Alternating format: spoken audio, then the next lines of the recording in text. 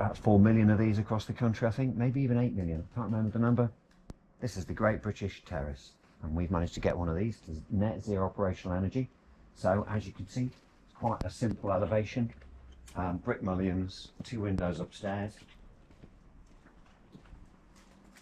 So we've replaced the windows with a single casement because they operate better thermally. You get more light in, although obviously large battery in this case doesn't help that much.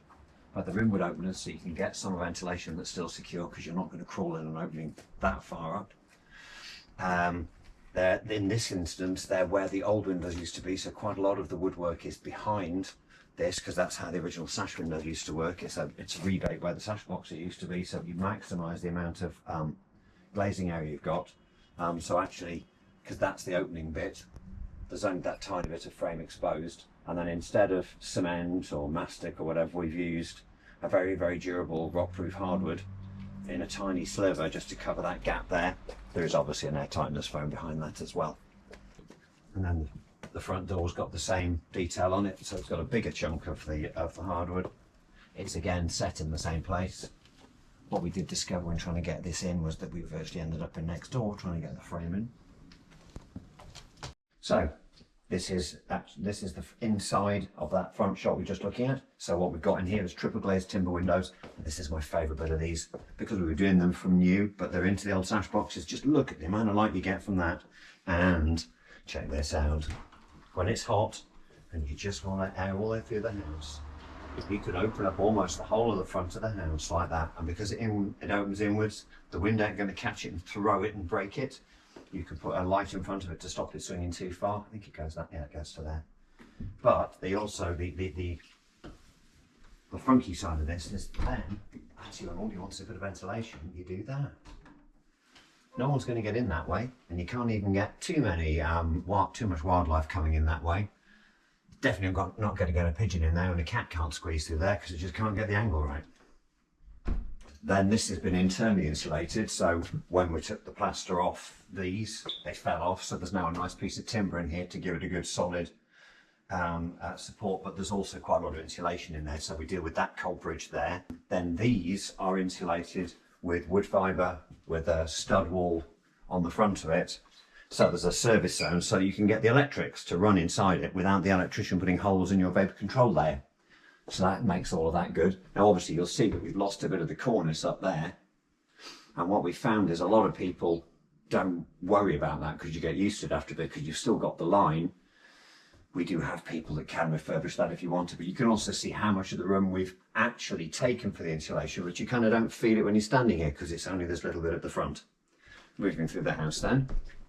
So obviously because we've massively improved the air tightness at the front, and we didn't want trickle vents in this because we wanted maximum window area, so where would you put a trickle vent? So the air inlet is actually down the chimney. It's there. And that also has the benefit of us being able to better tune that so the customer can actually rotate that and alter the airflow if it gets a bit too much.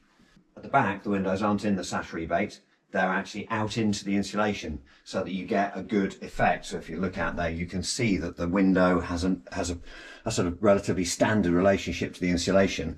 To do that, it's actually stuck on the outside of the brickwork. But what it also then does is gives you this rather grand windowsill, although you'll notice the windowsill at the front was pretty good as well.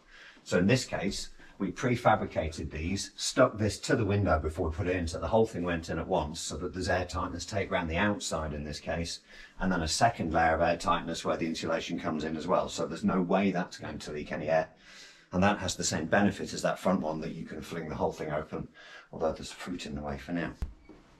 Insulated, triple glazed, double sealed.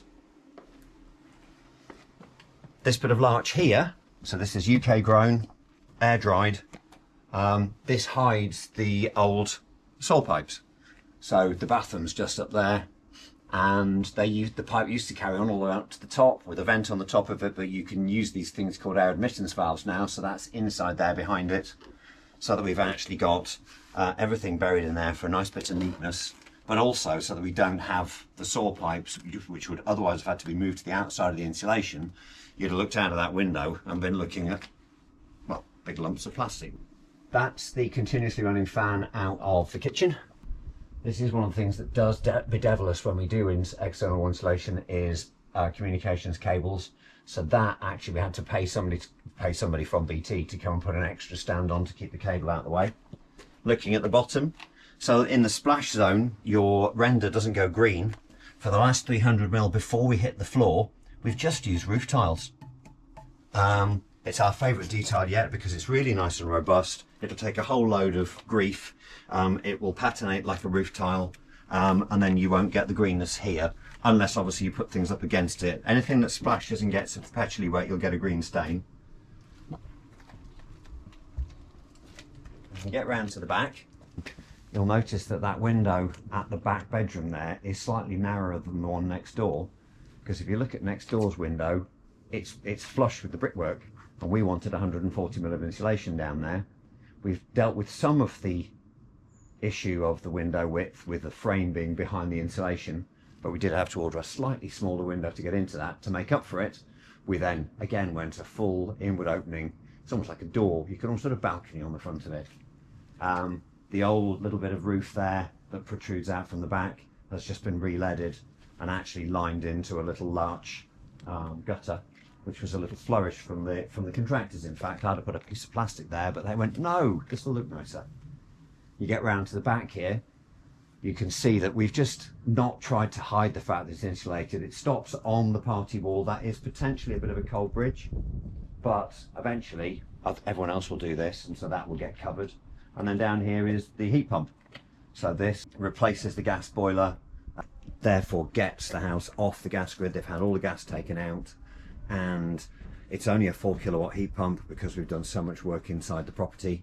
In this case, because of the layout of the kitchen, the inlet pipe had to go up the outside. I do quite like the fact that the guys that did this did a quite nice, neat little detail there.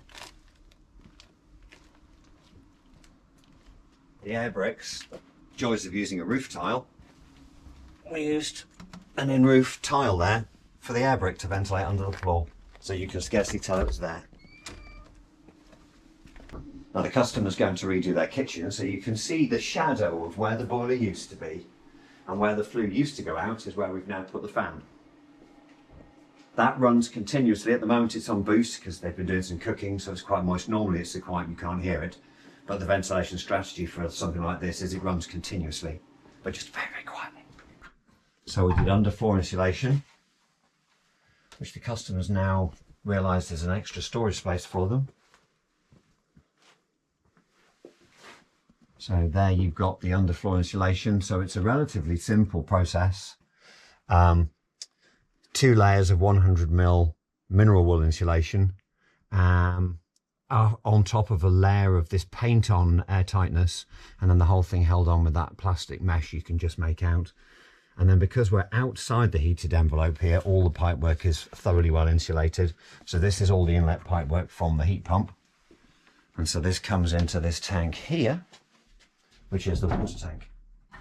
In this bit of the roof, we've just used a fibrous ceiling just to make it look neat, really, just so you haven't got bits of mineral wool falling on stuff that you're keeping down here. But this is very, very diffusion open, so you don't have any problems with moisture getting trapped as it's trying to get down here.